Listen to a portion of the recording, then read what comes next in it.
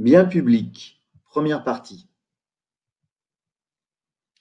Nous sommes maintenant outillés pour aborder enfin la notion de bien public, en croisant la notion de rivalité avec celle d'exclusivité. On obtient un tableau à double entrée qui caractérise des situations différentes. Un bien privé, donc c'est un bien dont la consommation est rivale et c'est un bien exclusif. À l'opposé du bien privé, on trouve le bien public pur, appelé aussi bien collectif. C'est un bien à la fois non rival et non exclusif.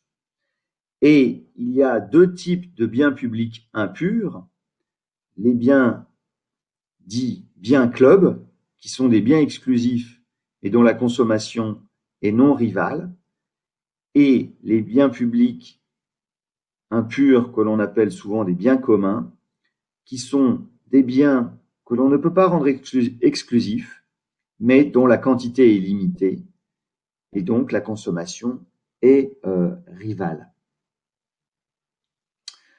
Concernant les biens publics purs, biens collectifs, ce sont des biens qui ont d'importantes externalités positives. Sinon, on ne les appellerait pas des biens publics, mais on les appellerait des maux publics. Un mal public, a public bad.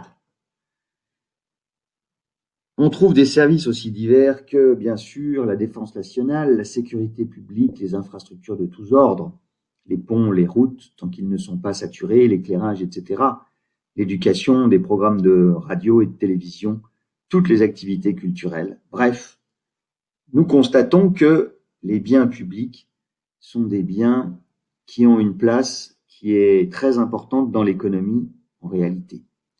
Concernant les biens impurs, ce qui caractérise le bien club, c'est que c'est un bien, comme il est exclusif, eh bien on peut le faire payer. Voilà, alors ensuite se posent des questions concernant le niveau de tarification, etc. Et donc on peut rendre un accès payant à ce type de bien. Ensuite,